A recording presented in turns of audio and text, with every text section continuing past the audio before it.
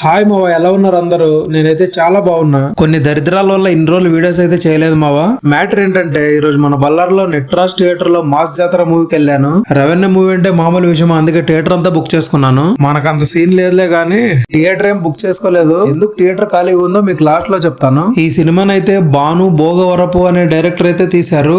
ఈయన కొత్త డైరెక్టర్ అంటే ఇండస్ట్రీ కొత్త కాదు, రవితేజ అన్నకి కొత్త డైరెక్టర్. ఈయన ఇంతకు ముందు ఒక 3 సినిమాలు అయితే తీశాడు. వివాహ భోజనంబు, గల్లీ రౌడీ, గీతాంజలి మళ్ళీ వచ్చింది అనే మూవీస్ తీశాడు. ఇక మన మాస్ జాతర మూవీని అయితే చాలా బాగా డైరెక్ట్ చేశారు. ఇందులో ఒక విలన్ కేమియో కూడా ఉంది, అదెవరో చెప్పను, కాకపోతే ఒక క్లూ ఇస్తా. పుష్ప 2 లో ఉండే విలన్ క్యారెక్టర్ అది. ఇక మన రవీణ తన మాస్ యాక్టింగ్ తో, కామెడీ టైమింగ్ తో సినిమాని చించేశాడు. నేను ఈ సినిమాకి రాత్రి వెళ్ళా.